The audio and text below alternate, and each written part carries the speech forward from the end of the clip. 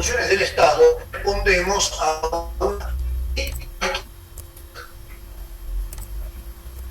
En cambio, cuando hablamos de competencia, respondemos a otra. ¿Cómo hay que hacer lo que se debe hacer? Diciéndolo más fácil, cuando uno dice cuál es la pregunta referida a la competencia, es cómo hay que ejercer la función. Entonces, cuando hablamos de función, me pregunto qué tengo que hacer. Cuando hablamos de competencia, es cómo tengo que cumplir la función. Cómo tengo que hacer lo que debo hacer.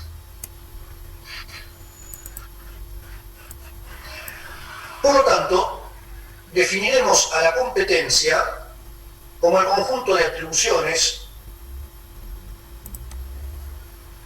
que el ordenamiento jurídico confiere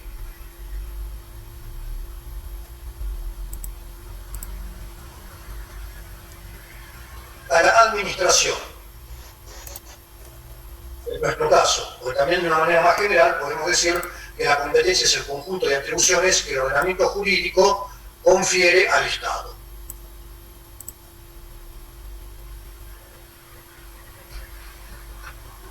Por eso la competencia, señor de lectura, es el ejercicio legítimo de las funciones estatales.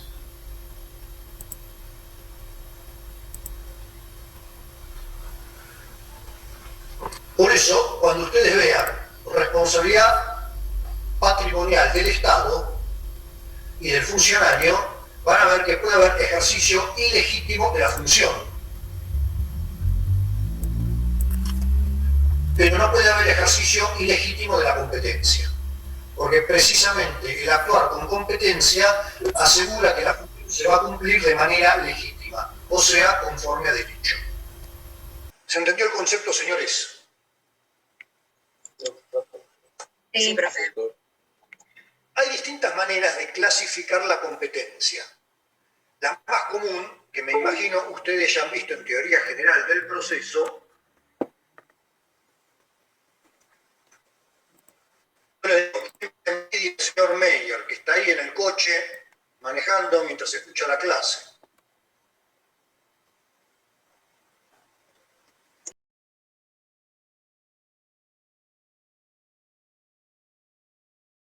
Correcto. Entonces, señores, la clasificación tradicional de la competencia, que reitero, ustedes deben haber visto en teoría general del proceso, nos dice que hay competencia por razón de la materia, del territorio, del grado, del tiempo y del valor.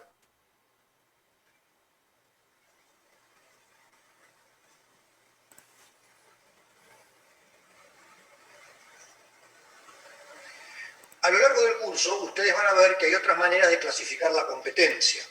Por ejemplo, competencias regladas y discrecionales. Competencias de ejecución, competencias de control, competencias reglamentarias, competencias jurisdiccionales.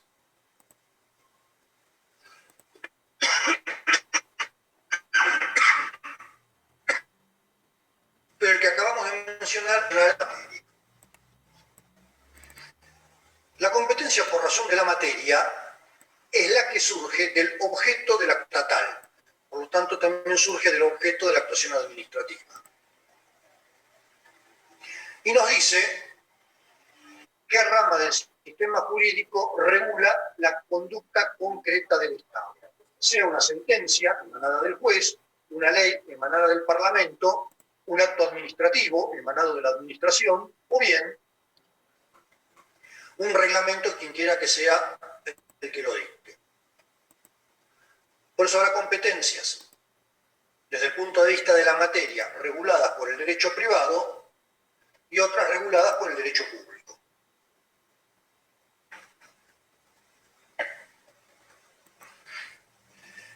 Por eso, ustedes no tienen que confundirse cuando de golpe hay actuaciones del Estado que muchos dicen se aplica el derecho privado, porque eso es una verdad parcial. Y toda verdad parcial tiene una parte de verdad y una parte de mentira. Cuando un juez dicta una sentencia ordenando el pago de alquileres adeudados y el desalojo del locatario por estar vencido el contrato y por no pagar dichos alquileres, el objeto de la sentencia está regulado por el derecho privado o por el derecho público. El privado. Privado. Sin ninguna duda, el objeto de esa sentencia emanada del juez está regulado por el derecho privado. Sin embargo, la competencia del juez, la voluntad del juez como órgano judicial del Estado y la forma de la sentencia están reguladas por el derecho público. Por lo tanto, señores, cuidado, hay una sola personalidad del Estado regulada por el derecho público. En cualquier actuación estatal, provenga de la justicia, del Congreso o del Poder Ejecutivo, el objeto en ocasiones puede estar regulado por el derecho privado o por el derecho público. Pero la competencia, la voluntad y la forma están siempre reguladas por el derecho público. Cuando vean los elementos del acto administrativo se van a dar cuenta que la ley menciona varios elementos más aparte de estos 4. Pero en cualquier actuación del Estado, los 4 elementos fundamentales son estos: objeto, competencia, voluntad y forma. El objeto puede estar regulado en el derivado, en tanto que la voluntad, la forma y la competencia están siempre reguladas por el derecho público. Los restantes elementos que se pueden subsumir o en la competencia, o en la forma, o en la voluntad, estarán, por lo tanto, también regulados por el derecho público.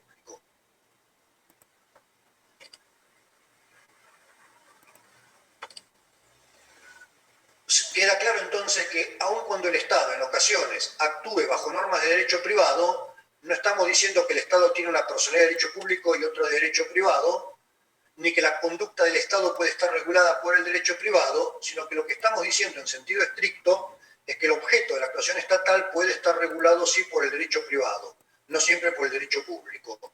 Los restantes elementos siempre por el derecho público. ¿Quedó claro? Sí, doctor. Sí, doctor. Bueno, la rama jurídica, entonces, que regula el objeto de la actuación estatal, determina la competencia por razón de la materia. ¿Lo puedes repetir?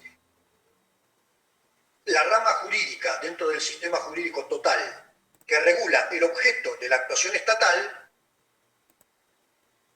puede estar regulada por el derecho público, determina la competencia por razón de la materia.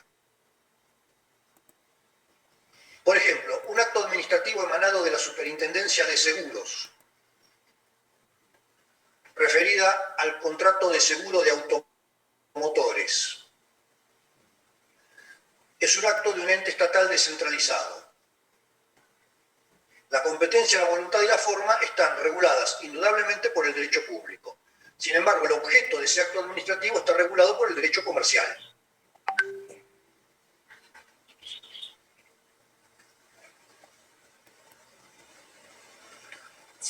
Bueno, con esto describimos brevemente la competencia por razón de la materia. ¿Alguna pregunta?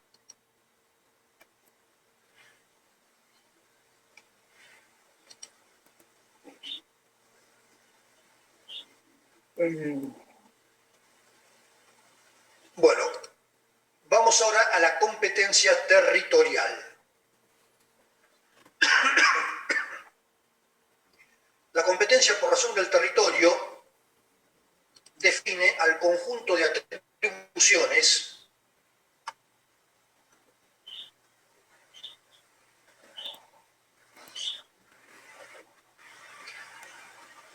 que la administración ejerce en un ámbito espacial determinado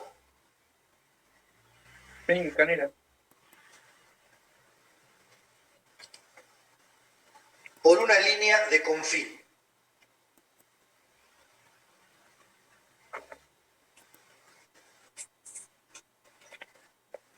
¿Podría repetir la última frase que no la alcancé a entender? La competencia por razón del territorio es el conjunto de atribuciones que la administración puede ejercer en un territorio determinado por una línea de confín.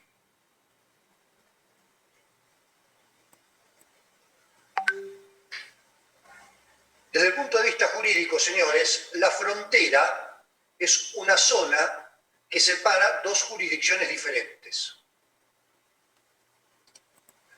En cambio, el límite exacto que separa a dos jurisdicciones diferentes es la línea de confín.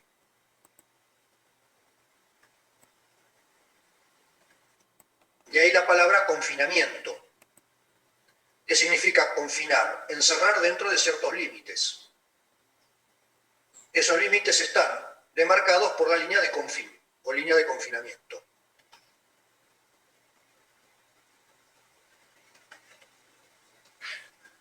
¿Se entiende el concepto de competencia territorial? Sí, doctor.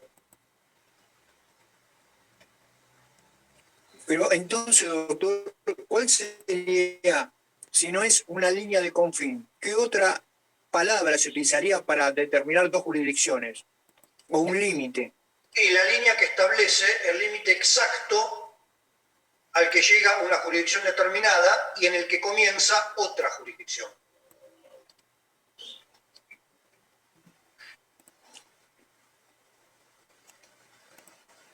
¿Se entiende lo que es la línea de confín? Sí, sí, sí.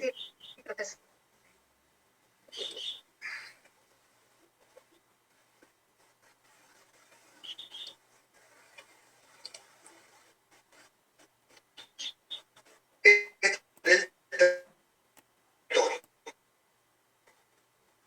Perdón, la competencia por razón del territorio.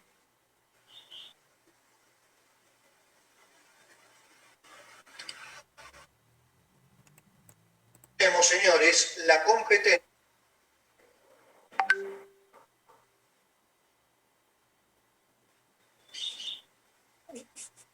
La competencia por razón del grado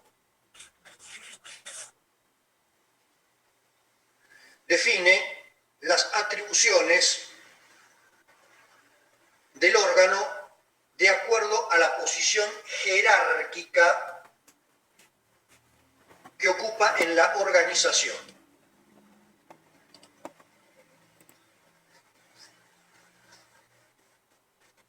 En este sentido, de competencias propias del superior y competencias propias del inferior.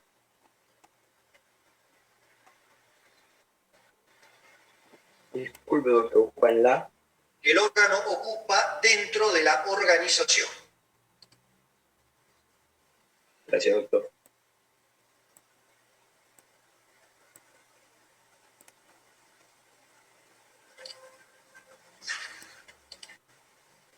Y acá hablamos de competencias propias del superior y competencias propias del inferior.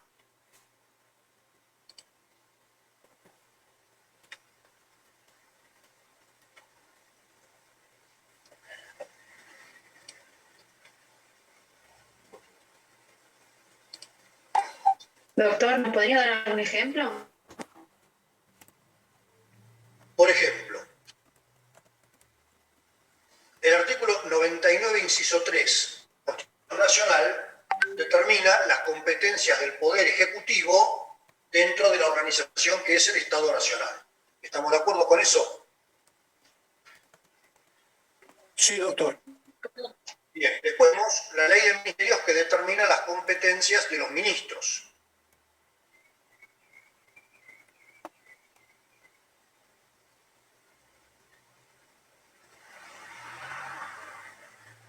Después tenemos diversas leyes que regulan la organización administrativa y determinan las competencias de los directores generales y de distintos funcionarios bajando en el escalafón administrativo.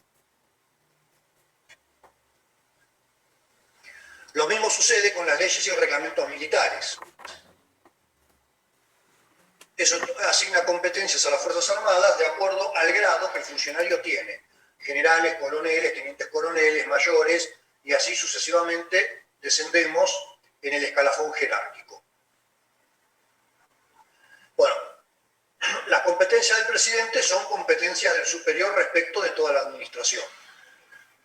Las competencias del director nacional son competencias del inferior en relación al presidente de la nación o al ministro respectivo, pero son competencias del superior con relación a los funcionarios que están jerárquicamente ubicados en escalafones inferiores.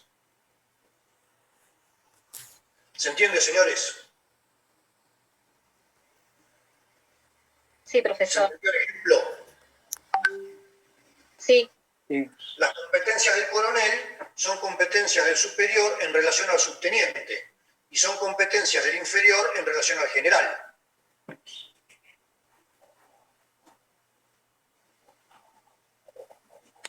Doctor, lo mismo sucedería con las fuerzas federales, ¿no? Que tienen distintos tipos de jerarquías entre Todas ellas. las fuerzas federales, Fuerzas Armadas, Fuerzas Gendarmería, Armadas, sí. la Policía Federal. El esquema se replica en las provincias. Claro, Las es el policías mismo. provinciales. El gobernador ejerce las competencias del superior respecto de la policía provincial, pero el comandante de la policía provincial respectiva ejerce competencia del superior respecto de sus subordinados y competencia del inferior respecto del gobernador.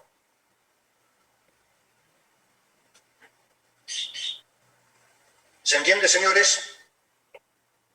Sí, muchas gracias. Bueno, la competencia, por razón de la jerarquía, entonces, como dijimos, definen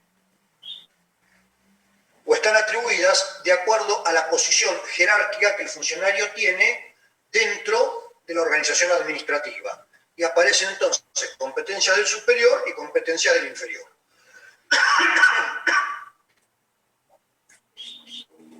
Dicho de una manera muy sencilla, señores, cacique manda, indio obedece. ¿Quedó claro?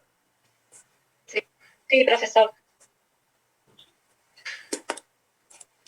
Nos queda la competencia por razón del tiempo, ¿no? Sí. Sí, doctor. Bueno, Sí, doctor. en relación al tiempo, como principio general, las competencias se ejercen para ser efectivizadas por tiempo indeterminado. O sea, el órgano tiene asignadas determinadas competencias dentro de la organización y las ejercerá mientras las tenga asignadas. ¿Cuánto tiempo las tendrá asignadas? No lo sabemos. ¿Puede ser una intervención federal, por ejemplo? Esa es una excepción. El interventor federal siempre tiene competencias asignadas por tiempo determinado. Porque si designamos interventores federales por tiempo indeterminado, terminaríamos arrasando con la autonomía provincial. Porque designamos un interventor federal en una provincia y como es por tiempo indeterminado, no lo saca más.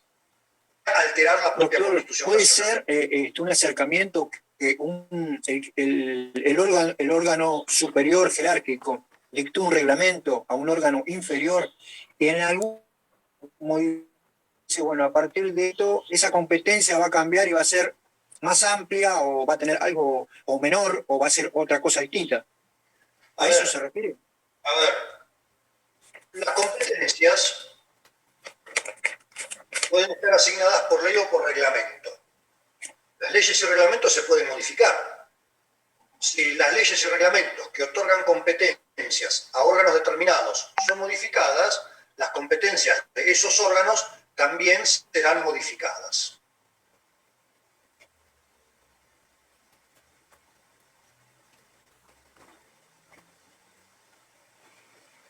¿Se entendió, señores? Principio general, entonces, es que es indeterminado.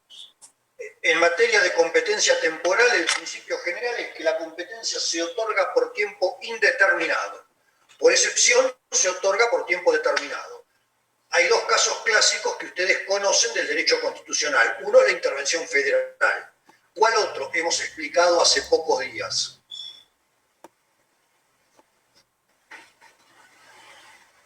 Los decretos de necesidad de urgencia. No.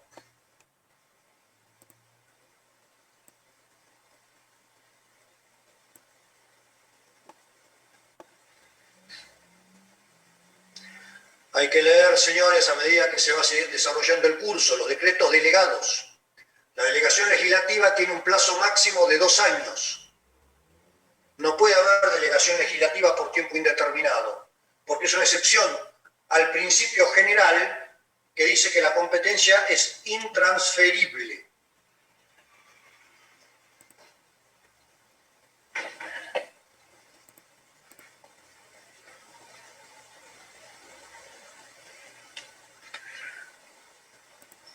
Y finalmente, señores, tenemos la competencia por razón del valor. Acá, las atribuciones son otorgadas en función de la entidad cuantitativa de la cuestión.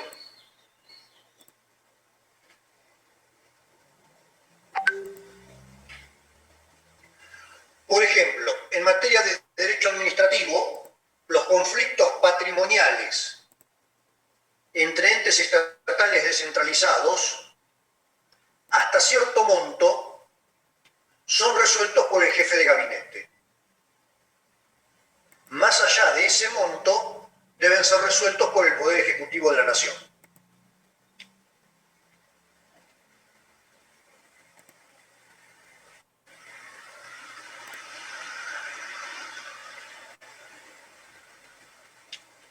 En materia procesal, ciertas cuestiones judiciales tienen instancia única ante el juez de primera instancia debido a que, por el monto escaso que involucran, no se pueden apelar.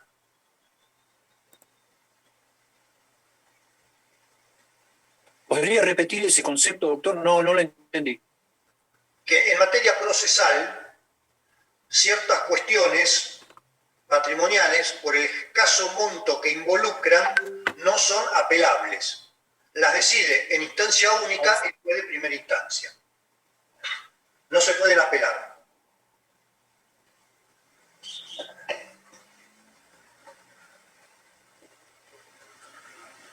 Ahora sí, doctor, ahora sí. Bueno, esta es la clasificación tradicional de la competencia, pero no es la única forma de clasificarlas.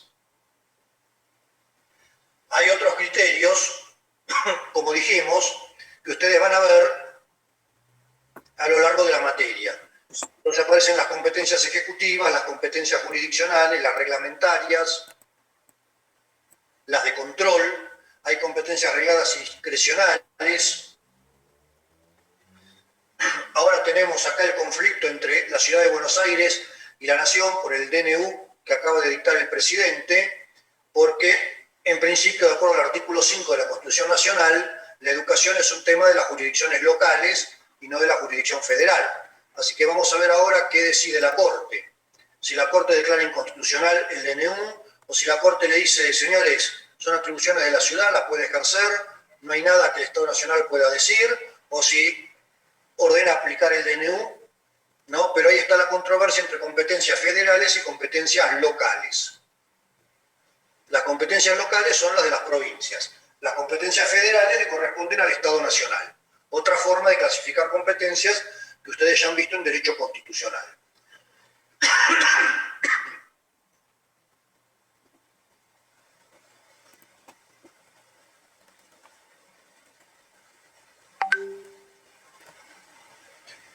¿Se entendió la clasificación de las competencias, señores? ¿Hay alguna pregunta?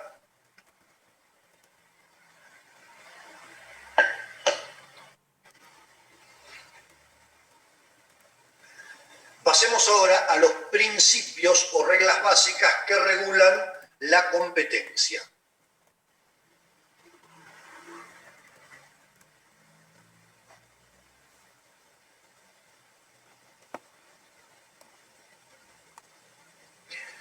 En primer lugar, como dijimos hoy, la competencia está regulada siempre por el derecho público.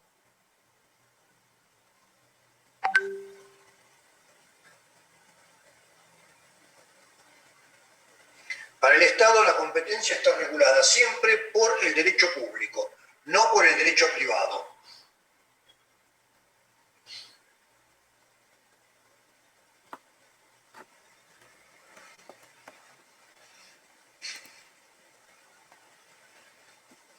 En cambio, para los particulares hay competencias que pueden surgir del derecho privado. Por ejemplo, las competencias derivadas de la patria potestad. Surgen del Código Civil y Comercial. ¿Por qué? Porque eso es derecho privado.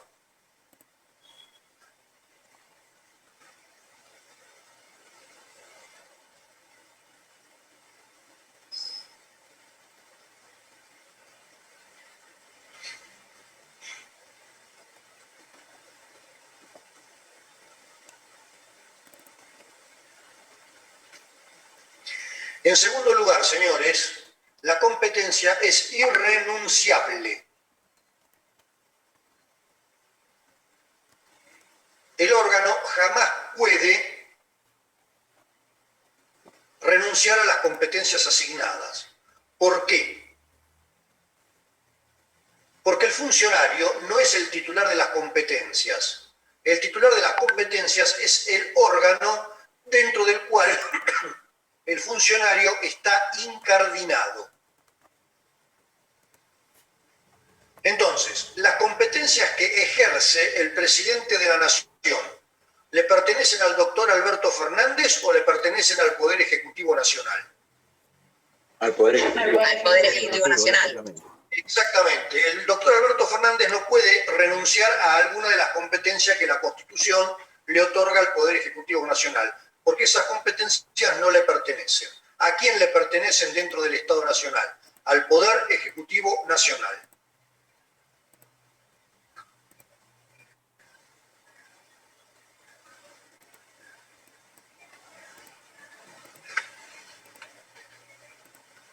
En consecuencia, las competencias son siempre irrenunciables. Como consecuencia de esto, la competencia, señores, es de ejercicio obligatorio.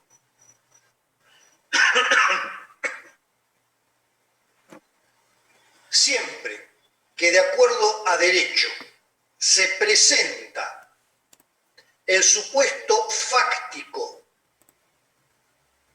que habilita el ejercicio de una competencia, el funcionario correspondiente debe ejercer dicha competencia.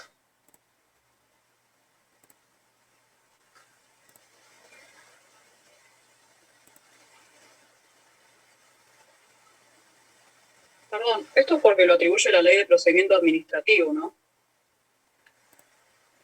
A ver, esto es teoría general de la competencia con independencia de que la ley lo atribuya. Son principios que regulan la competencia. La competencia es de ejercicio obligatorio.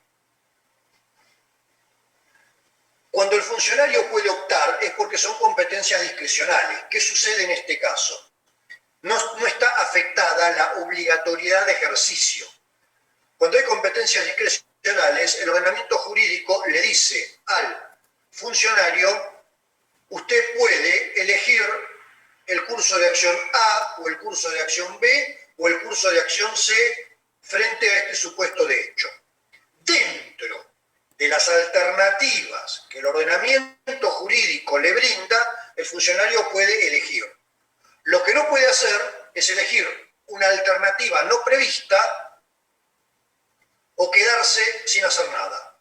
¿Se entiende? ¿Se entiende, señores? Entonces Sí, esto es justamente lo que pasa ahora en Cava, digamos. ¿Qué pasa en Cava? A ver, ¿cuál es? No, que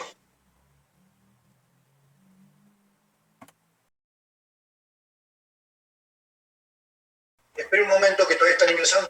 Escuchan todos, por favor.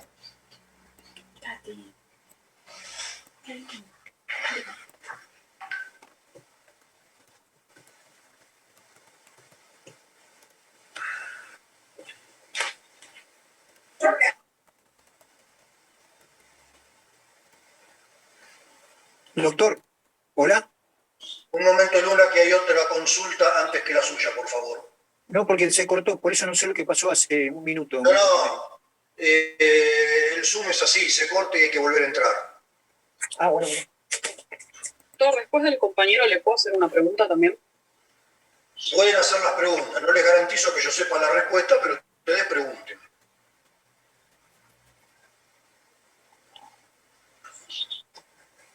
Bueno, creo que ya estamos ingresando todos nuevamente.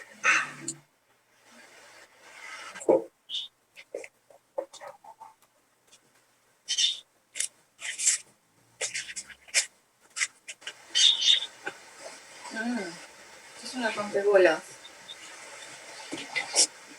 Silencien los micrófonos, por favor.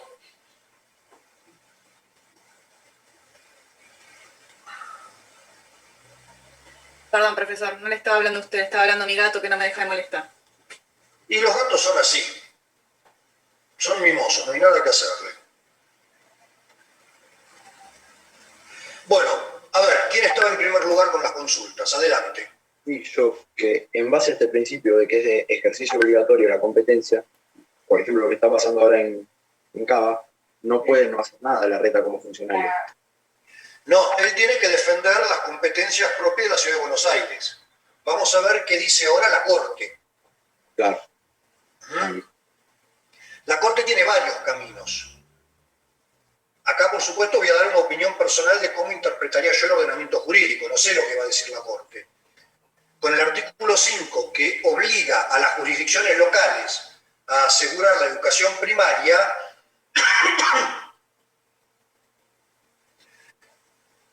en fin, hay que entender que es un artículo que viene de 1853, en la cual la educación prácticamente necesaria era solo la primaria. Hoy hay que decir que como mínimo tiene que ser la primaria y la secundaria. En este caso, lo que yo creo es que de acuerdo al artículo 5, el DNU del doctor Fernández es inconstitucional porque está invadiendo atribuciones propias de las provincias. Lo mismo pasaría con una ley del Congreso que dispusiese la misma medida de manera obligatoria. El Congreso estaría invadiendo atribuciones propias de las provincias. Acuérdense que nuestra Constitución, como consecuencia de la preexistencia de las provincias a la nación y de la forma federal de Estado, también establece que las provincias conservan todo el poder que no hayan delegado en el Estado Nacional a través de la Constitución. Educación y salud está dentro de los poderes no delegados. ¿Se entiende? Claro, pero acá entra ahí Ahora, el juego. también la Corte podría decir que el DNU no impide a las jurisdicciones locales ejercer sus propias atribuciones. No lo declara inconstitucional, pero deja claro que las jurisdicciones locales ejercerán sus propias atribuciones y pueden disponer que continúen las clases presenciales. Sería también otra forma de solucionar el diferendo. La Corte también podría decir, personalmente estaría en desacuerdo, ¿no? Pero que la Corte podría decir que frente a la emergencia el DNU debe ser tomado por válido y tiene que ser acatado. Yo creo que estaría mal, pero bueno, si la Corte lo dice, no le quedan más alternativas a la ciudad autónoma, tendrá que suspender las clases presenciales.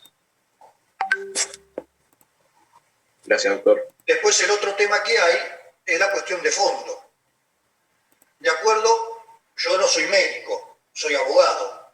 Escucho a los médicos hablar por televisión, qué sé yo, aparecen el doctor Sin, el doctor Conrado Stoll, el doctor López, el doctor Camburián, son los que yo tengo presentes, algún otro cuyo nombre no recuerdo en este momento, que han dicho coincidentemente que la escuela no es foco de contagio.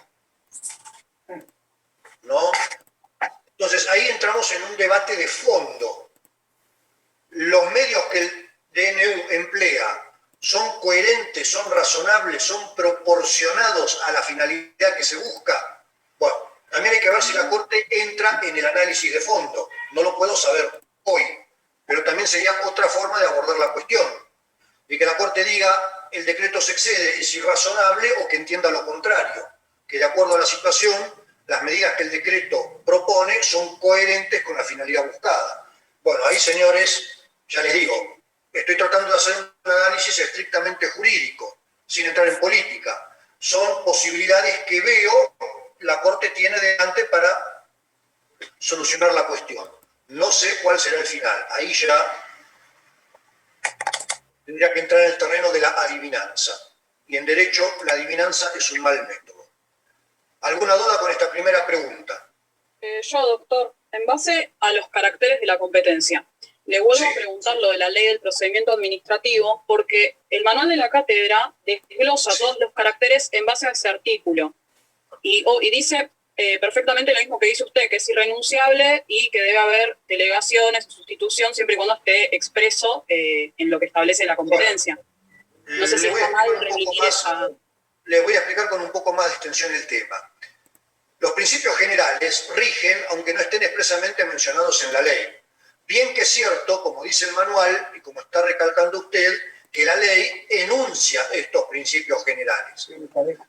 Pero aun cuando la ley no dijese nada, la competencia seguiría estando regulada por el derecho público, seguiría siendo irrenunciable, seguiría siendo intransferible como principio general, hay algunas excepciones, y seguiría siendo de ejercicio obligatorio.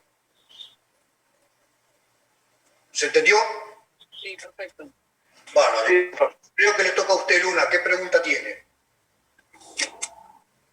No, yo pensé que se me había cortado a mí y no que había sido una cuestión del sistema que había cortado. Ya está, era una cuestión del sistema y ya estamos todos comunicados de vuelta. Pero quería decirle que la Corte podría tomar una cuestión de valoraciones con respecto al valor vida o salud, como quiera. Bueno, por eso le digo, la Corte podría entrar en el análisis de fondo del DNU y por ahí valorar que las medidas son proporcionales a la finalidad buscada, preservar la vida y la salud de las personas, o que son irrazonables. Hay que ver ahí en qué elementos se basará el juicio de la Corte. Yo no le puedo ahora anticipar la solución. No. Tendría que entrar en el terreno de las adivinanzas. Hay que esperar el fallo. Pero son posibilidades de acuerdo al derecho que la Corte tiene. Claro, no. Yo me extendía con respecto a que podía jurídicamente basarse en los valores que, es decir, sí, el gobierno federal y la delegación de funciones que tiene cada provincia era que tenía que tener presente la escuela primaria. Ahora, ¿cómo se lleva adelante esa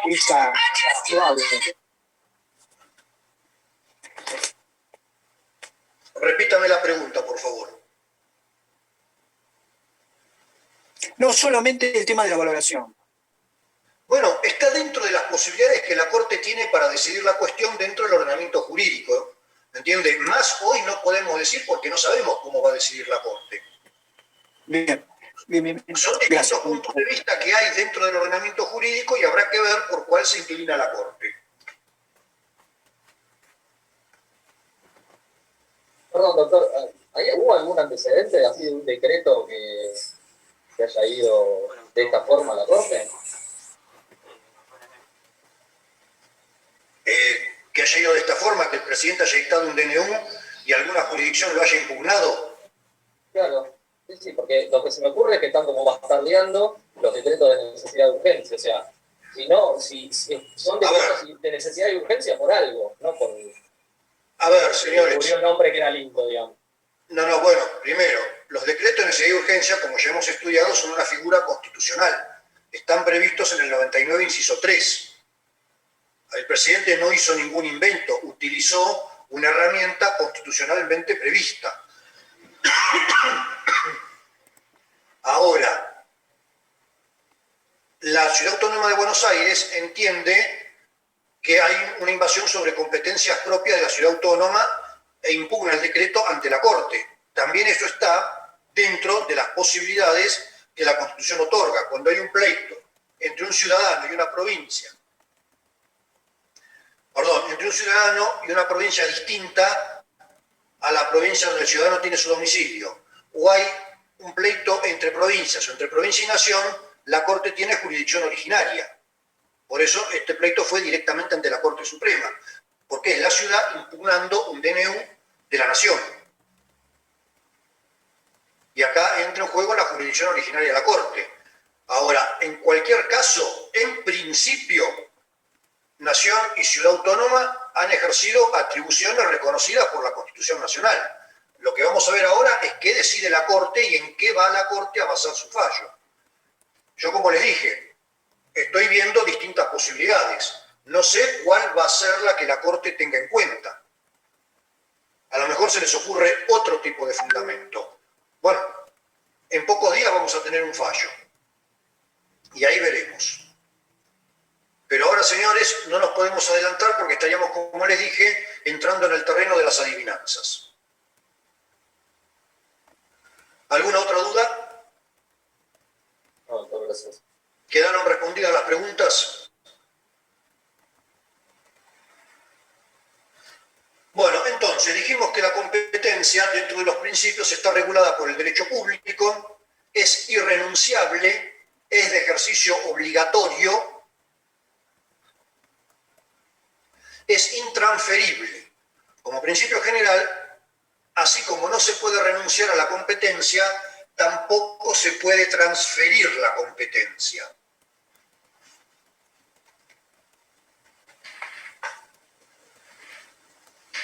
Esto, señores, es así por lo que dijimos hoy. El funcionario no puede renunciar a las competencias porque las competencias no son del funcionario, sino que son del órgano en el cual el funcionario está incardinado. El funcionario no puede transferir competencias porque las competencias son del órgano en el cual él está incardinado. Ahora, a este principio de intransferibilidad de las competencias se lo limita con algunas excepciones, que en sentido estricto son dos: la delegación administrativa y la avocación administrativa.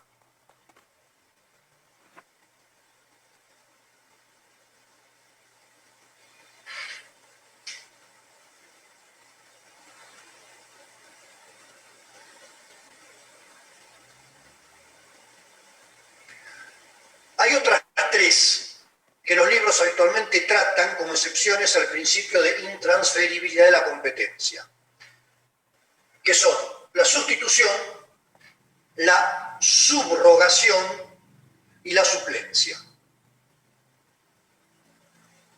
Vamos a ver ahora, en una breve explicación, que no son verdaderas transferencias de competencia. Solo hay transferencia de competencia de un órgano a otro cuando hay delegación administrativa o avocación administrativa.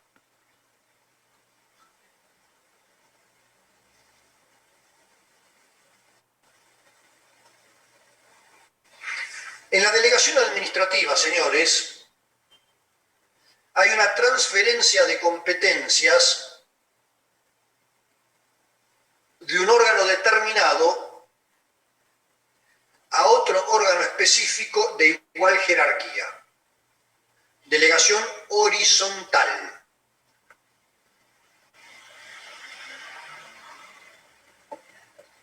O bien tenemos transferencia de competencias de un órgano determinado a otro órgano específico de inferior jerarquía. Delegación administrativa vertical. ¿Podría repetirlo, doctor? Cuando la transferencia de competencias es de un órgano determinado a otro de igual jerarquía, es delegación horizontal. Delegación administrativa horizontal.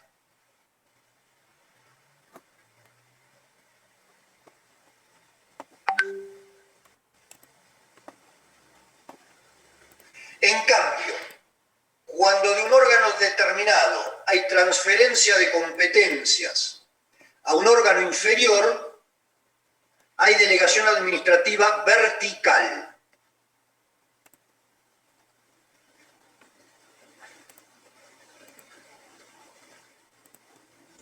Para que la delegación administrativa sea procedente,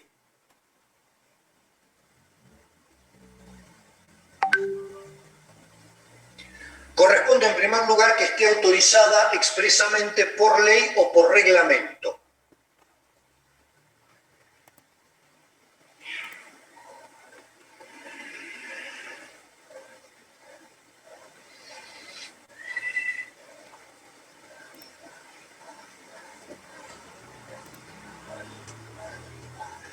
En segundo lugar, el órgano autorizado a delegar, si quiere hacer una delegación efectiva, tiene que dictar un acto administrativo de delegación.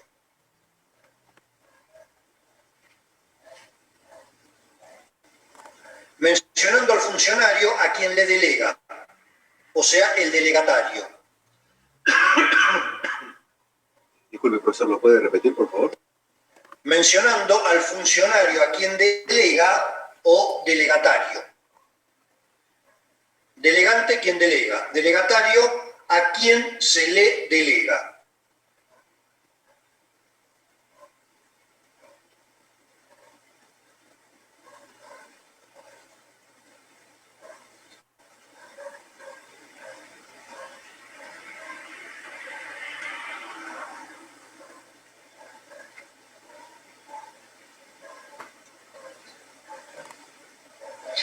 También tiene que aclarar en el acto administrativo de delegación las competencias que delega.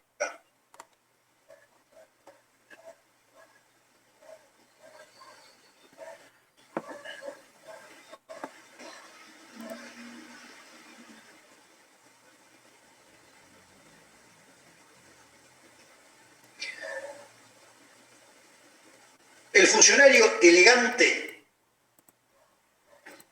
es responsable ineligiendo e incontrolando. O sea, es responsable por la elección del delegatario y es responsable por el control que efectúa sobre el delegatario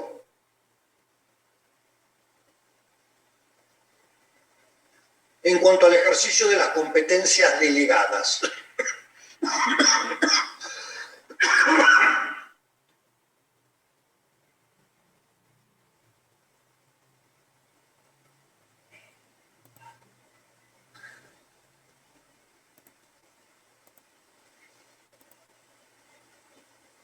Profesor, ¿le puedo hacer una pregunta? Adelante, Pestini, pregunte. Este control que tiene que hacer sobre el delegatario, ¿también lo tiene que hacer si la delegación es horizontal? Siempre lo tiene que hacer porque el titular de las competencias sigue siendo el delegante. Ok, entonces, pero la delegación no se entiende por tiempo indeterminado hasta que haya otro acto administrativo que le devuelva las funciones al órgano que las dio. El funcionario delegante puede revocar la delegación por acto administrativo cuando lo considere necesario, pero mientras no la revoque, es responsable de controlar a los delegatarios, porque no deja de ser titular de las competencias delegadas. Excepto que haya alguna ley o reglamento que le cambie la competencia. No, bueno, pero ahí usted está cambiando la forma de organización, ese ya es otro supuesto. Ok. Mientras no existe un cambio de ese tipo, el responsable por el ejercicio de la competencia, en última instancia, es el órgano titular de la competencia. Y no pierde esa titularidad y no pierde esa responsabilidad por haber delegado.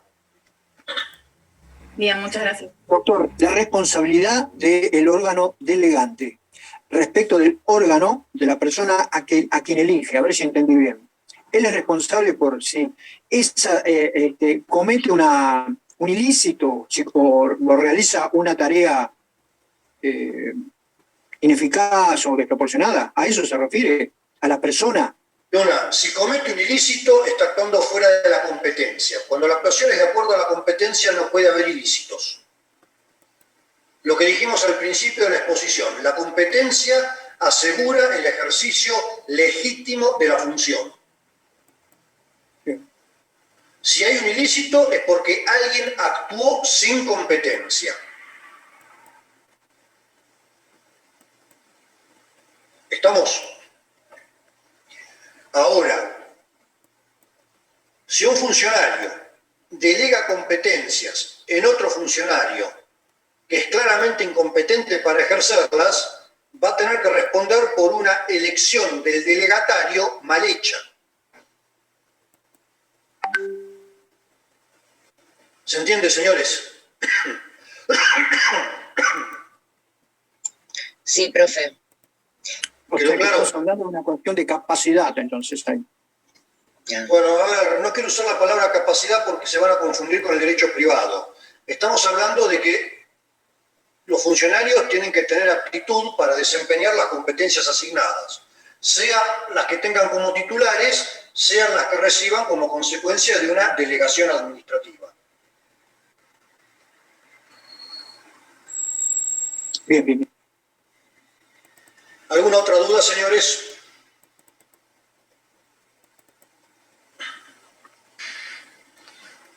Bueno, el delegatario es responsable por el ejercicio de las competencias delegadas.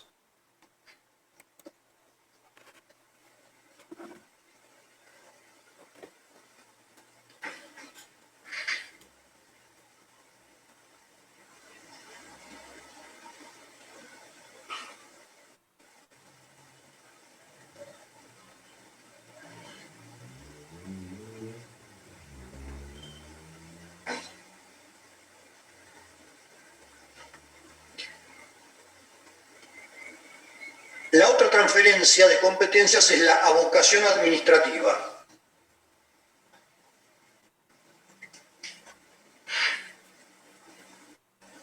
En la avocación administrativa, el superior,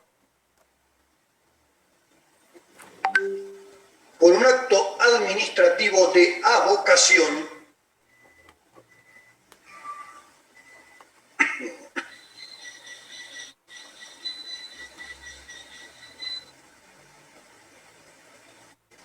en un caso concreto,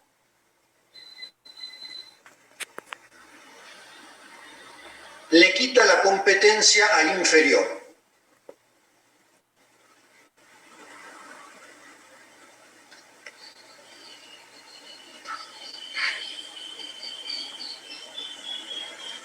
La avocación administrativa, señores, surge de la existencia de relación jerárquica.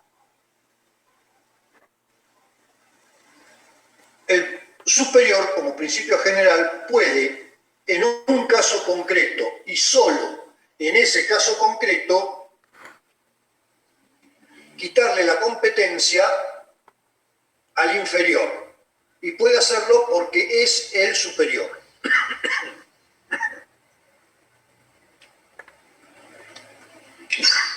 ¿Algún ejemplo de caso de avocación administrativa?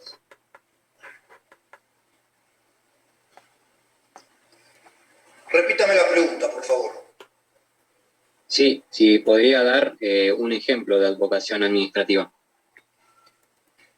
Cuando un funcionario tiene que decidir algún reclamo administrativo y el superior dicta un acto administrativo diciendo este reclamo concreto lo voy a decidir yo, por tal razón.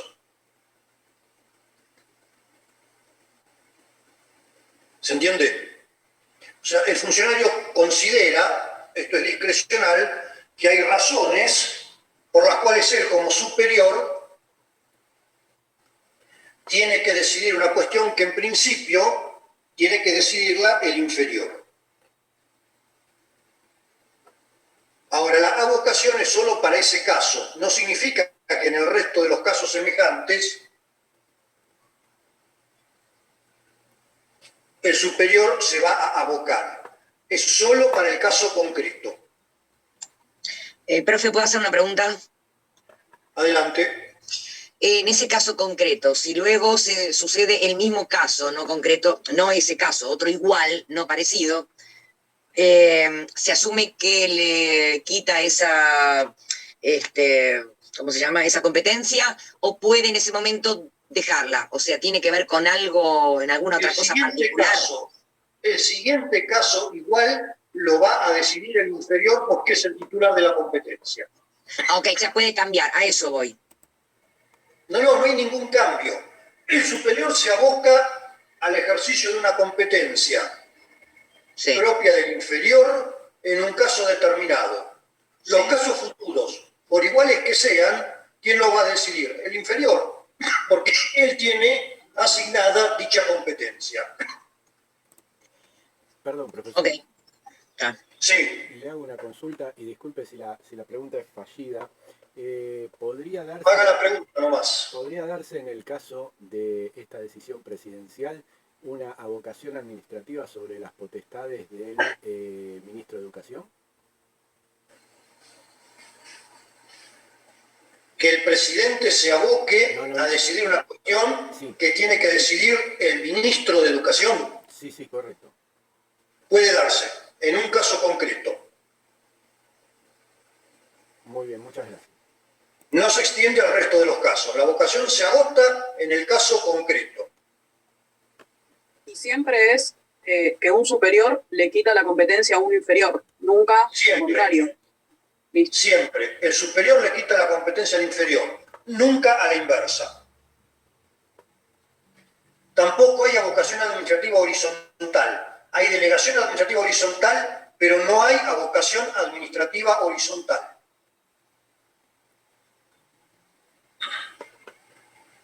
¿Se entendió, señores? Sí, profe. Sí, profe. Sí, se entendió. Perdón, profesor, respecto de la delegación administrativa horizontal que acaba de plantear, se me ocurre una pregunta. En la delegación administrativa, y no sé si lo dijo antes, ¿tiene que haber alguna aceptación de esa delegación por el órgano que recibe? Si es horizontal, sí. Bien, bien, muchas gracias. Porque hay igualdad de jerarquía. Claro, claro, sí, a eso. Para que un inferior se pueda negar a aceptar una delegación administrativa, va a tener que acreditar que no está en condiciones de ejercer la competencia que se le delega.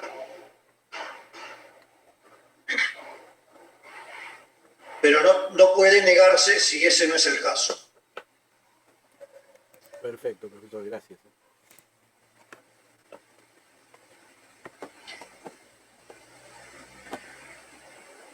Como dijimos, la vocación administrativa surge de la existencia de jerarquía, sin perjuicio de que además, igual que la delegación administrativa, está autorizada por leyes y reglamentos.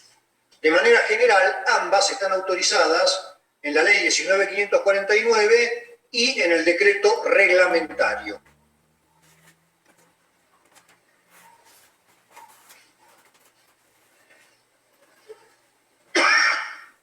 ¿Se entendió, señores?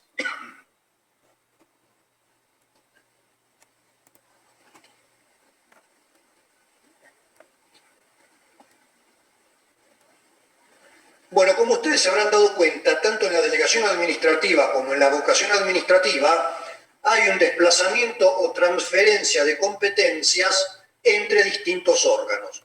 Por eso constituyen excepciones al principio de intransferibilidad de la competencia. ¿Podría repetir, doctor? No lo entendí. Tanto en la delegación administrativa como en la vocación administrativa hay desplazamiento de competencias de un órgano a otro. Hay una efectiva transferencia de competencias. Por lo tanto, son excepciones al principio de intransferibilidad de la competencia.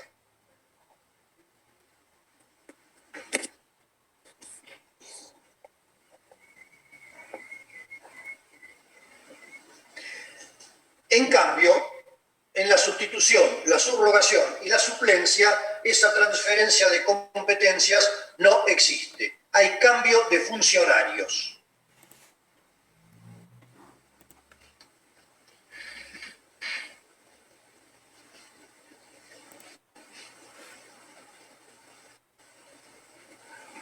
En la sustitución, un funcionario es reemplazado por otro por razones de mejor servicio. El superior común le dice al funcionario A que es reemplazado por el funcionario B.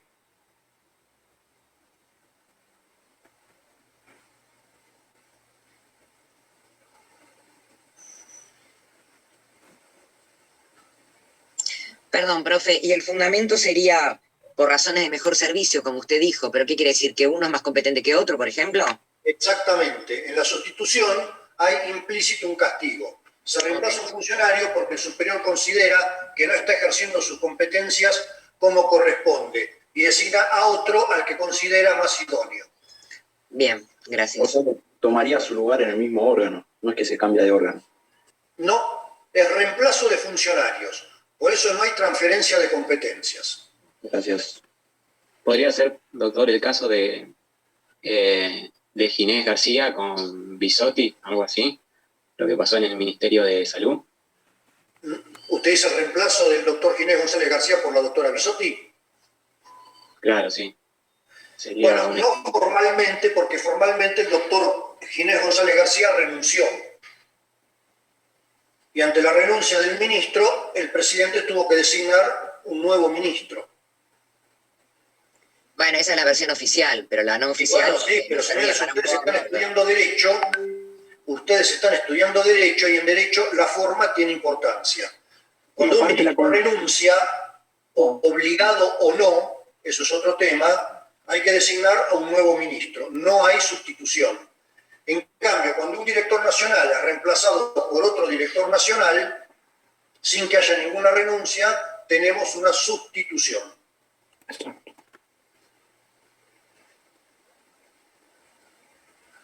En la subrogación, que es una forma especial de sustitución, un funcionario, en la subrogación, una forma especial de sustitución, el funcionario, por tener un interés personal en un caso concreto,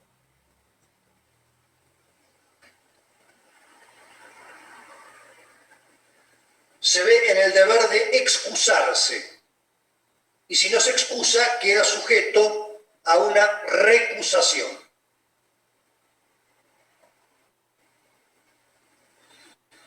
Entonces, señores, hay subrogación.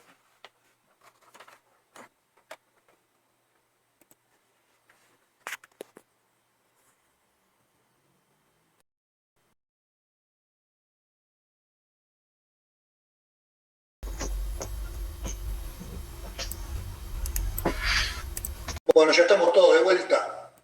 Estamos de vuelta, vamos. Entonces decíamos, señores, que cuando un funcionario tiene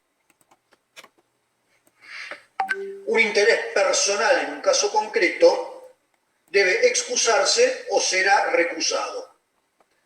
Por lo tanto, hay subrogación cuando frente a un funcionario público que se excusa o que es recusado, hay que designar un subrogante. Como ven, acá también reemplazamos a un funcionario por otro. No hay transferencia de competencias.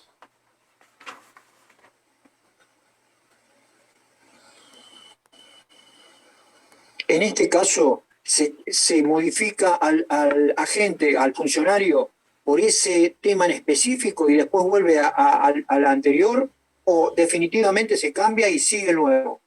No, no. Es en el caso concreto. Cualquier otro caso igual en el cual no tenga ese interés personal, no hará necesaria la recusación, no hará necesaria la excusación, ni permitirá la recusación. Solo en el caso donde aparece comprometido el interés personal del funcionario que tiene que decidir. Perfecto.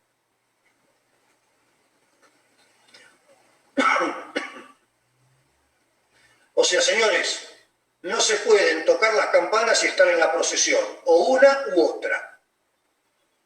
¿Se entiende? ¿Quedó claro? Sí, doctor.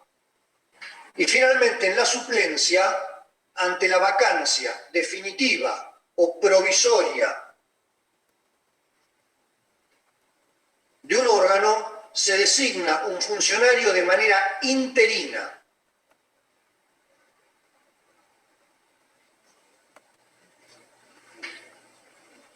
¿Por qué interina? Porque ejercerá las competencias del cargo hasta que el antiguo titular se reincorpore, vacancia provisoria, o hasta que se designe un nuevo titular si la vacancia fue definitiva.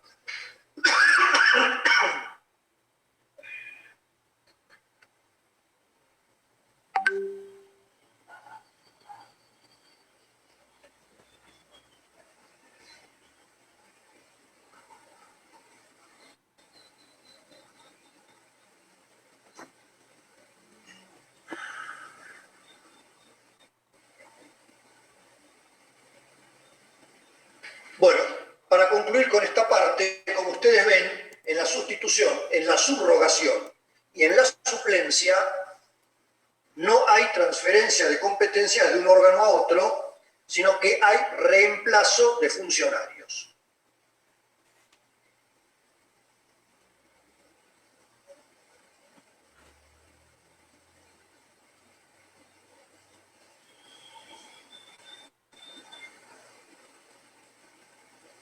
¿Alguna duda con este tema, señores?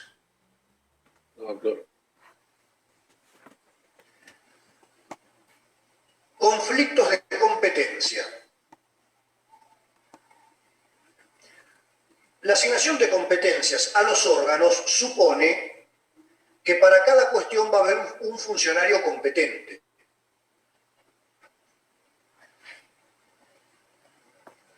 Pero puede pasar que ante una determinada cuestión varios funcionarios crean que deben entender y decidir. O también puede pasar que frente a una determinada cuestión no haya ningún funcionario que crea que pueda entender y decidir. Acá aparecen los conflictos de competencia, positivos en el primer caso, negativos en el segundo.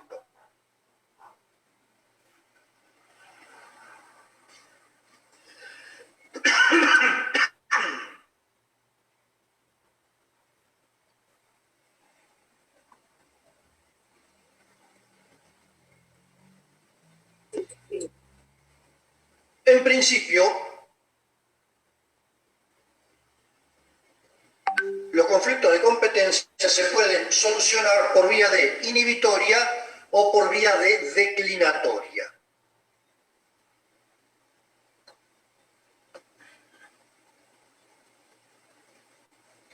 En la inhibitoria, señores, un funcionario se entiende competente y solicita a los demás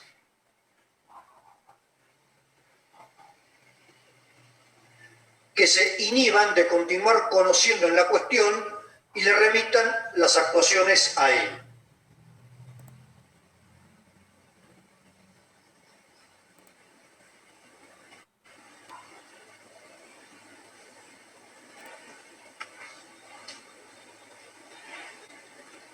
En la declinatoria, un funcionario entiende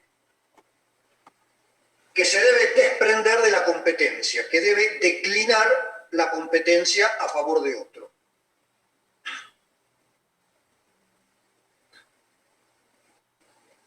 Cualquier cuestión de competencia que se solucione por alguna de estas vías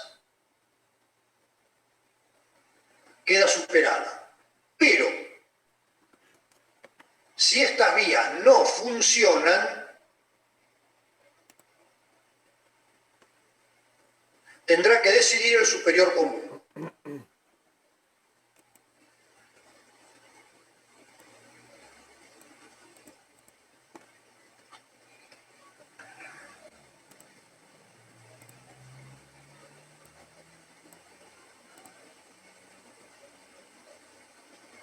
¿Se entendió, señores?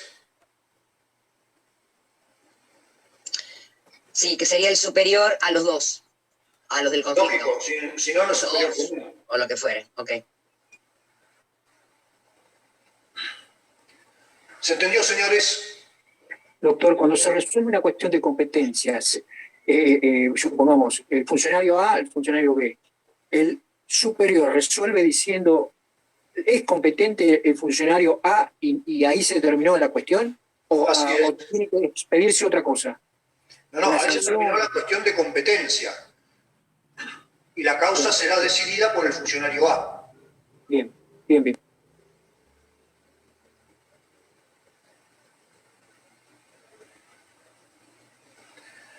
Bueno, señores, con esto tenemos una breve descripción del tema competencia.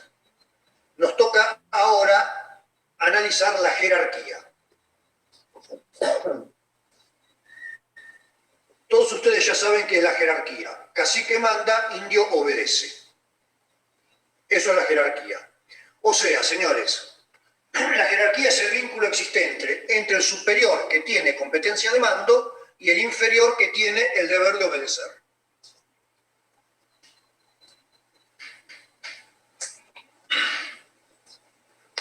¿Puede repetir, doctor? La jerarquía es el vínculo que existe entre el superior que tiene competencia de mando, competencia para dar las órdenes, y el inferior que tiene el deber de obediencia.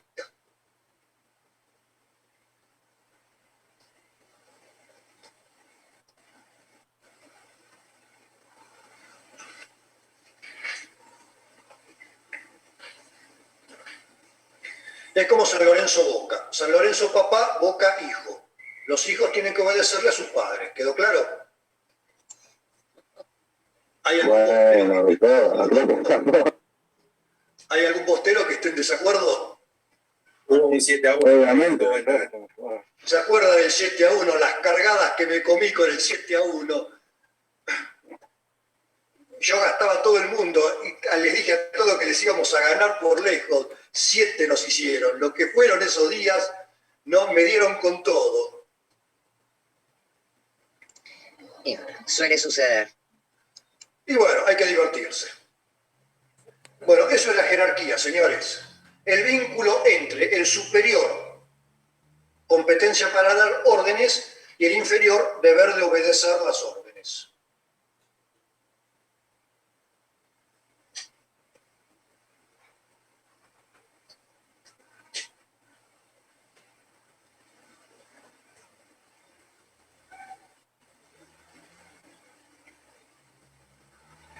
El principio de jerarquía asegura la actuación coordinada de todos los órganos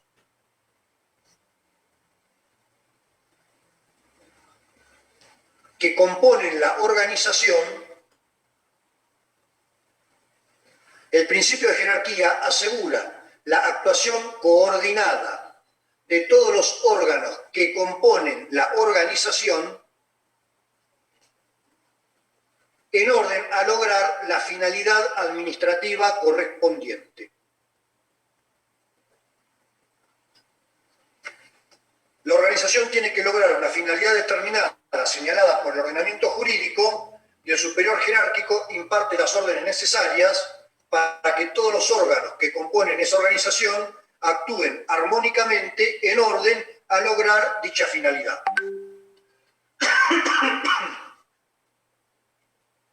Por eso precisamente existe el principio de jerarquía, para que todos los órganos que componen la organización actúen coordinadamente en orden a lograr la finalidad propia de la organización.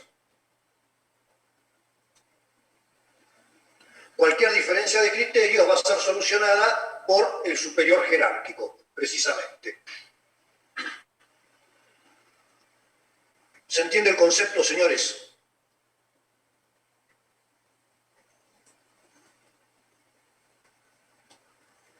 ¿Se entiende el concepto? Sí, doctor. Profe, sí. Sí, se entiende, profesor. Sí, se entiende. Como consecuencia de la existencia de jerarquía, el superior, autorizado por ley o por reglamento, puede delegar administrativamente.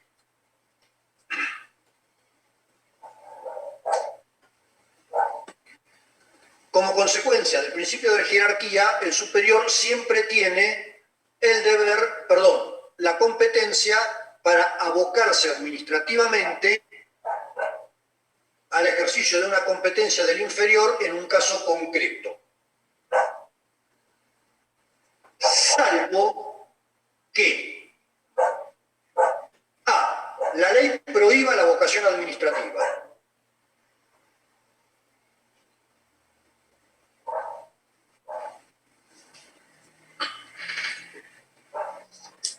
B. El inferior tenga la competencia asignada por razones de conocimientos expertos.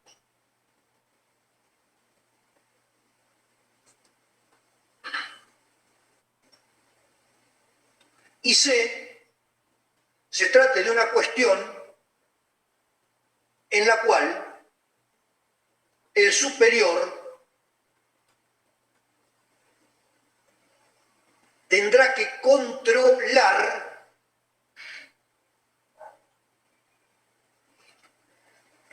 lo decidido por el inferior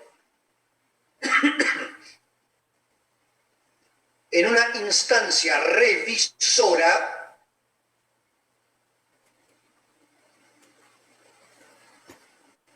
prevista por la ley.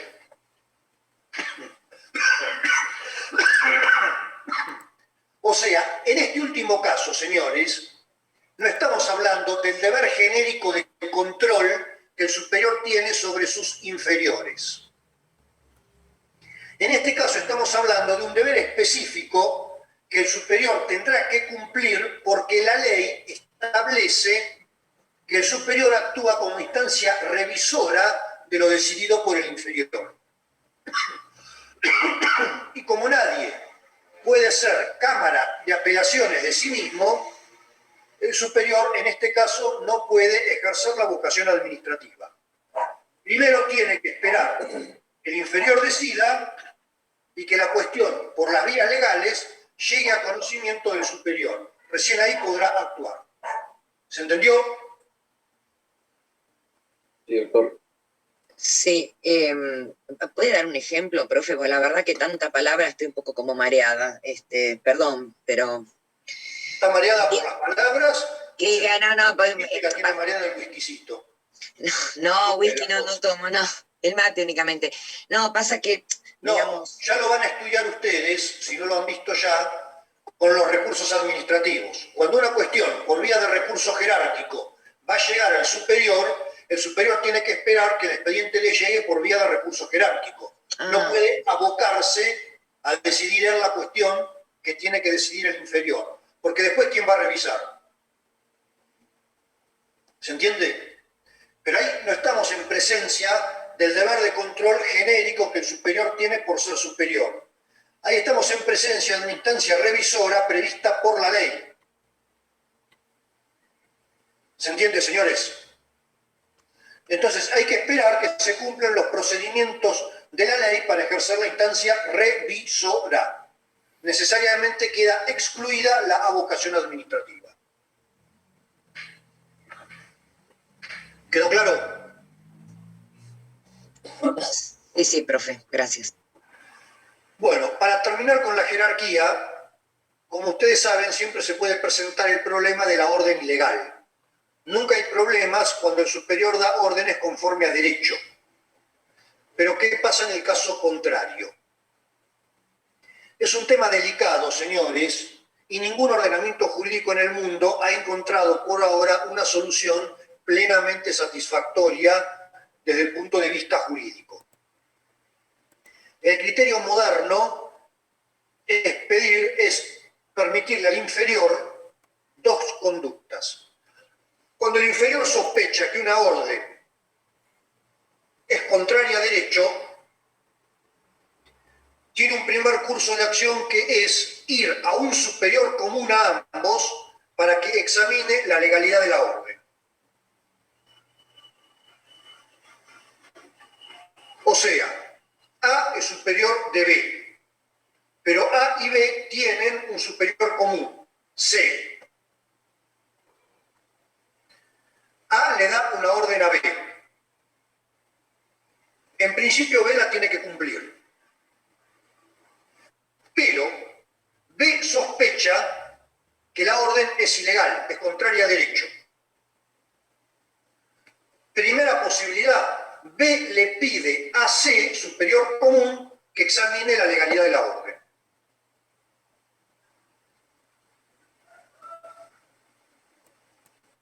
Cuando eso no es posible, porque hay razones de urgencia, C tiene otra posibilidad. B tiene otra posibilidad. Pedirle a A que le reitere la orden por escrito. ¿Esa sería la segunda conducta? El segundo curso de acción, exactamente.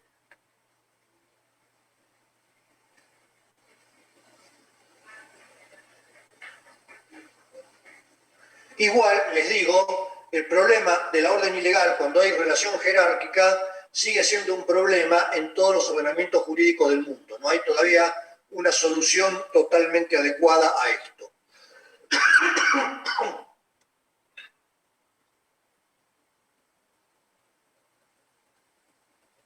¿Alguna duda con la jerarquía? Bueno, señores, con el estudio de la competencia y de la jerarquía, completamos los principios de la organización administrativa. En la ciencia de la administración se habla de un tercer principio que es la coordinación. En derecho, la coordinación es consecuencia de la jerarquía y por eso no la estudiamos separadamente. ¿Quedó claro?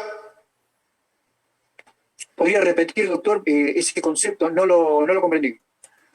En las ciencias de la administración, además de la competencia y de la jerarquía, se estudia la coordinación. En derecho, la coordinación se incluye dentro de la jerarquía, no se estudia aparte.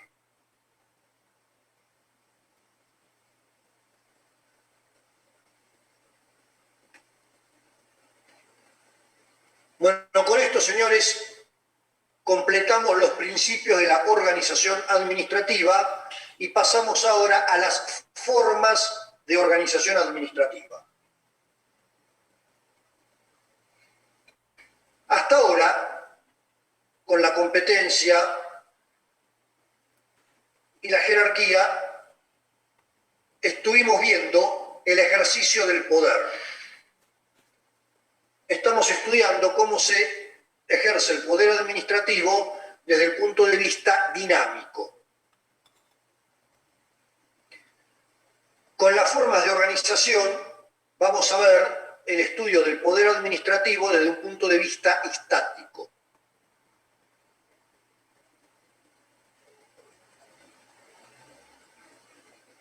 Dentro de las formas de organización administrativa encontramos la centralización, la desconcentración y la descentralización.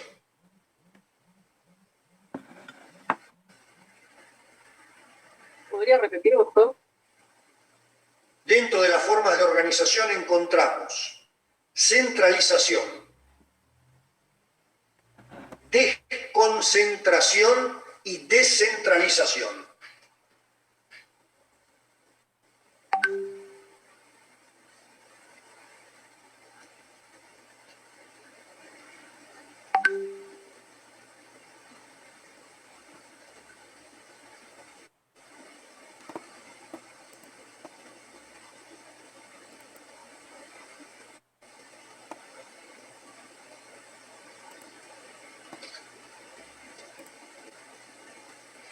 En la centralización administrativa, señores, las competencias decisorias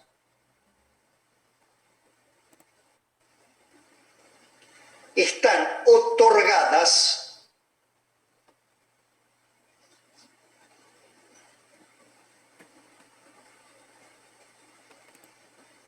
a los órganos superiores de la organización administrativa. ¿Podría repetir, doctor, que se cortó, se desconectó un minuto? En la centralización administrativa, las competencias decisorias están otorgadas a los órganos superiores de la organización administrativa. O sea, las competencias decisorias están otorgadas al cacique. Eso es lo que estamos diciendo. Esta es la primera forma de organización administrativa que hemos conocido.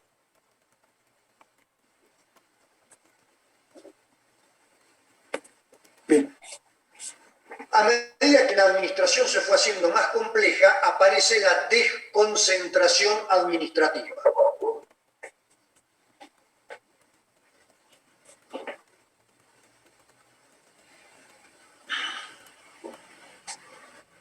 En la desconcentración administrativa competencias a los órganos superiores de la administración,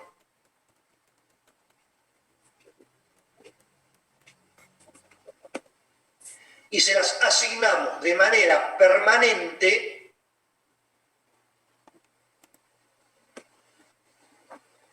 a los órganos inferiores de la administración, sin crear un nuevo sujeto de derecho.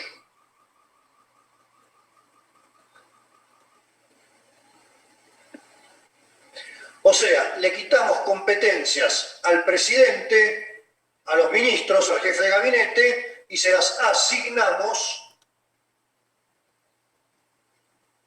a los directores nacionales y a funcionarios inferiores dentro de la misma organización administrativa.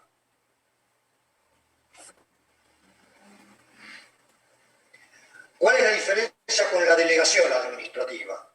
En la delegación administrativa, el superior, autorizado por ley o por decreto, le transfiere temporariamente la competencia al subordinado.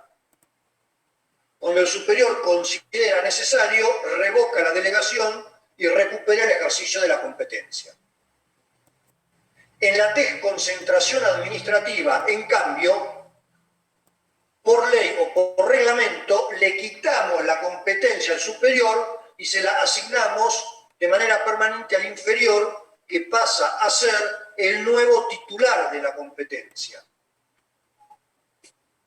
siempre dentro de la misma organización. De manera tal que el superior no puede recuperar esas competencias a no ser que cambiemos la ley o el decreto.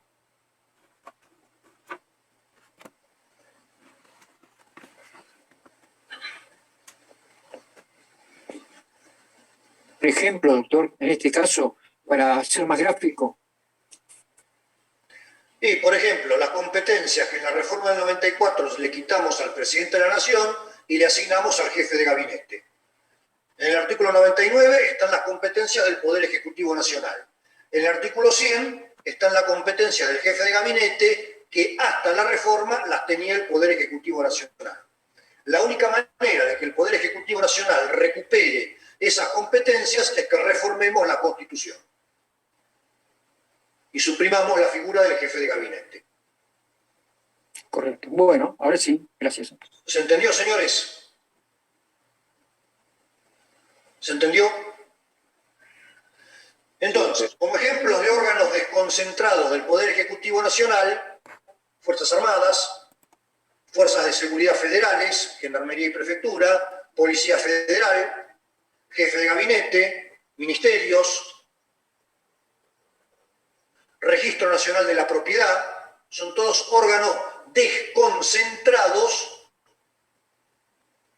de la organización administrativa central encabezada por el Poder Ejecutivo Nacional. ¿Y puede ser la FIP también? No. La FIP no. ¿El Banco Central puede ser? Tampoco. ¿Tampoco? Tampoco. ¿Se entendió la desconcentración? Sí, sí. Y finalmente, un tercer estadio al día de hoy es la descentralización administrativa.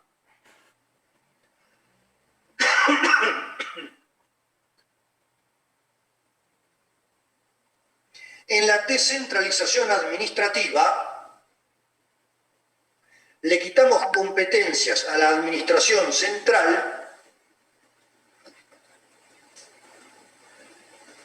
y se las asignamos a una nueva organización administrativa, lo que significa crear un nuevo sujeto de derecho estatal.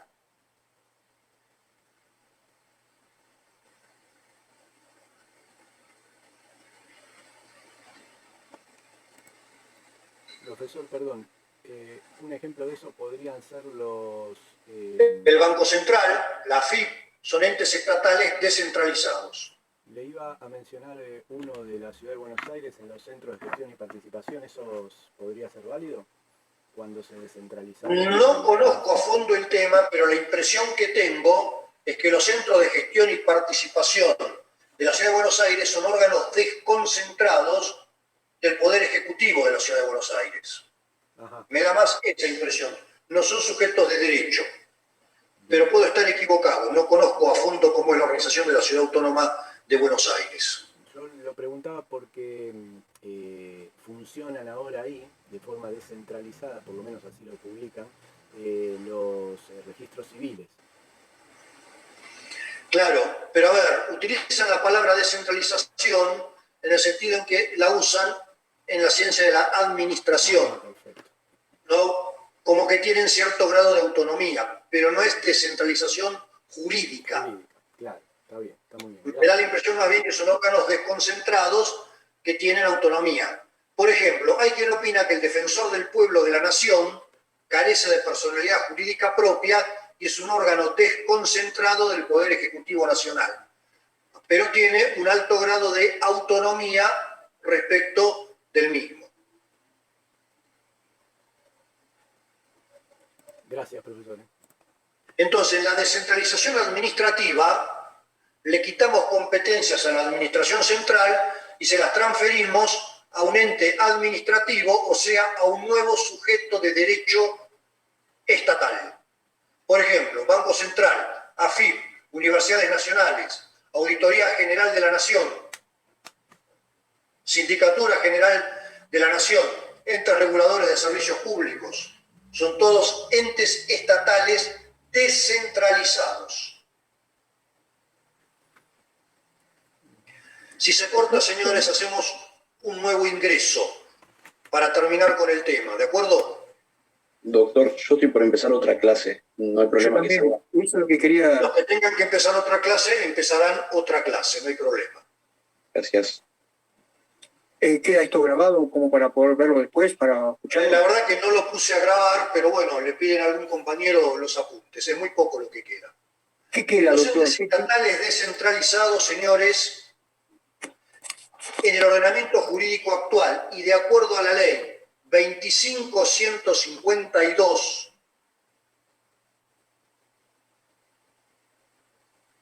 tienen que ser creados por ley formal del Congreso. No se los puede crear por decreto del Poder Ejecutivo.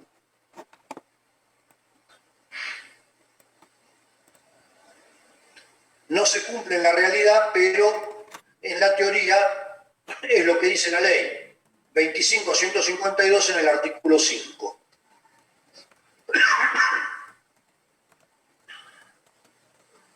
El fundamento constitucional es la atribución del Congreso de crear y suprimir cargos, establecida expresamente en el artículo 75.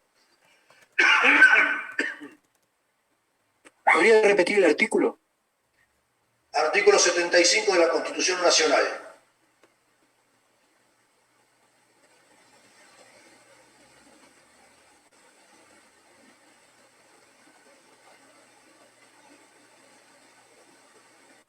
Tiene una finalidad de derecho público.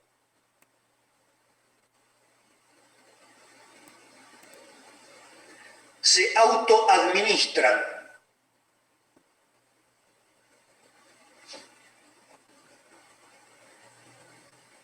Tienen un patrimonio propio.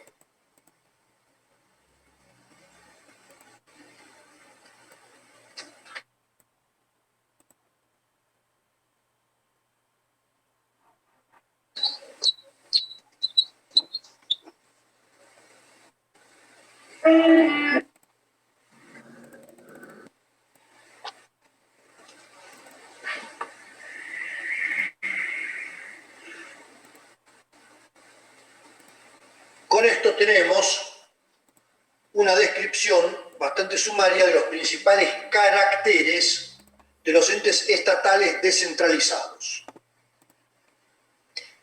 Entre la administración central y la administración descentralizada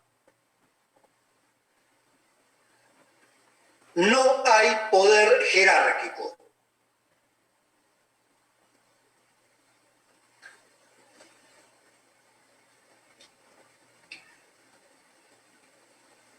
la administración central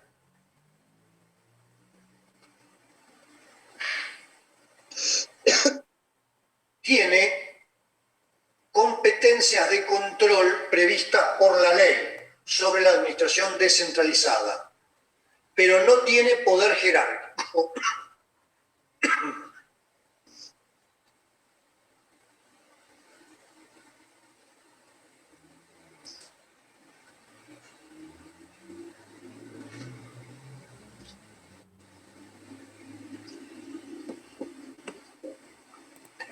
Tampoco hay que confundir los entes estatales descentralizados con las provincias. Algún autor ha dicho que las provincias son entes estatales descentralizados con competencia territorial, mientras que ANSES, por ejemplo, sería un ente estatal descentralizado con competencia institucional. Este debate parece, en primer lugar, innecesario, en segundo lugar, peligroso. Me parece innecesario porque toda la discusión que podamos tener es puramente teórica y no arroja ninguna consecuencia práctica. Y en derecho, lo que queremos saber siempre es qué ordenamiento jurídico hay que aplicar. No nos interesan las cuestiones puramente especulativas. Para eso están los filósofos. Nosotros estudiamos Derecho. Doctor, usted dijo... ¿Quién quiere preguntar algo? No, Alma.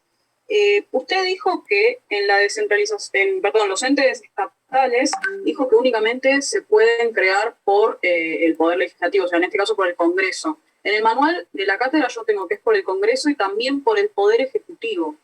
Bueno, yo dije otra cosa. Yo dije que, en teoría, y de acuerdo a la ley 25.152, artículo 5, los entes estatales descentralizados tienen que ser creados por ley formal del Congreso. Y como es frecuente en Argentina, no se cumple.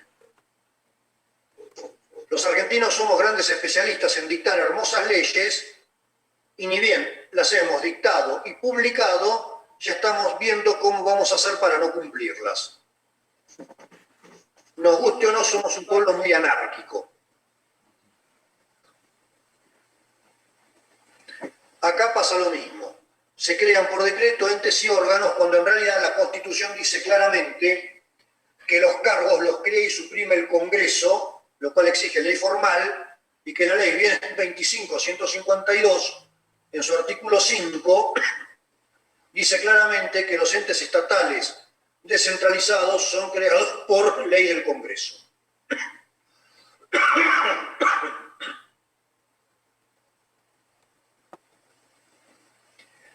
Bueno, les decía que el debate que algún administrativista planteó es innecesario y es peligroso. Ya expliqué por qué es innecesario. Es peligroso porque esta denominación, entes estatales descentralizados con competencia territorial, podría suponer que el Congreso, por ley formal, puede suprimir la existencia de alguna provincia, lo cual es un disparate jurídico. La Constitución es clara, las provincias son autónomas y además la Constitución en 1853 fue creada por provincias preexistentes. Los constituyentes se reunieron representando al pueblo de cada provincia. Y las provincias conservan todos los poderes que no han delegado por la Constitución en el gobierno nacional. Conclusión, el gobierno nacional no tiene poder para suprimir la existencia de una provincia. Por eso en derecho constitucional no hablamos de entes estatales descentralizados con competencia territorial, sino que hablamos de autonomía. O sea, estamos hablando de entes, las provincias, incluyendo la capital federal, cuya existencia no puede depender del Estado Nacional. Las primeras porque eran preexistentes al Estado Nacional y las que vinieron después porque se crearon con el mismo estatuto jurídico de las provincias preexistentes. Entonces, señores, aunque en algún libro lean esta expresión, tengan presente. Provincias son autónomas. Entes estatales descentralizados son formas de organización administrativa existentes en la nación y en las provincias, creadas por ley formal si queremos proceder correctamente, o por ley o por decreto si queremos hacer lo que hacemos habitualmente. ¿Se entendió? ¿Quedó claro? Sí, perfecto. Bueno, la descentralización, que comenzó siendo administrativa, se extendió después a áreas comerciales, e industriales, con el régimen de las empresas del Estado, que comienza con la ley 13.653, y con el régimen de sociedades del Estado, previsto por la ley 20.705.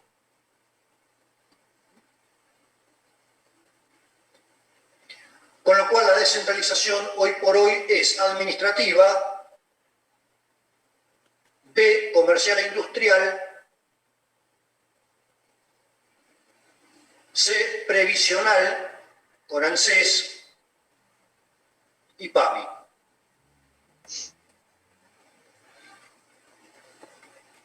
O sea, hoy la descentralización administrativa abarca finalidades muy diversas.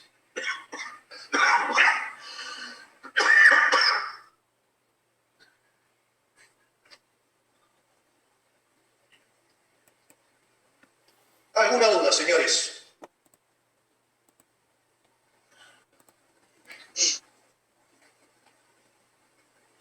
¿Alguna pregunta que quieran hacer? Bueno, con esto completamos el tema de hoy de acuerdo al cronograma y nos veremos el lunes que viene. Ahora sí, señores, habiendo terminado la clase, nos podemos ir a tomar un whiskycito. Buenas tardes, profe. Para los que preguntaron, el parcial de acuerdo al cronograma es el 3 de mayo. En principio, y salvo que el doctor Biglieri diga lo contrario, va a ser oral. Okay. Si no hay otra pregunta, me despido de ustedes hasta el lunes que viene. Tengo una pregunta. Adelante. Quería saber porque al final no, yo estoy en tercero de esta materia de cuarto y al final la voy a dejar, la voy a renunciar. Y quería saber si tenía que avisar o si simplemente dejo de cursar. No me dan los horarios además con el trabajo y todo.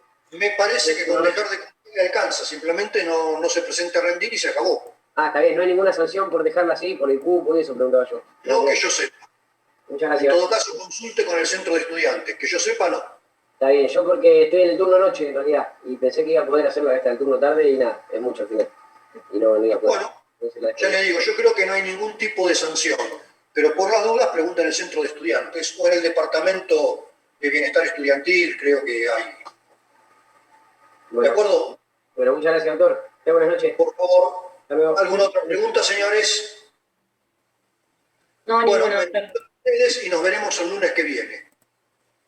Ok, muchas gracias. Buenas noches. Buenas noches. Hasta luego, hasta luego. Buenas noches, doctor. Buenas noches.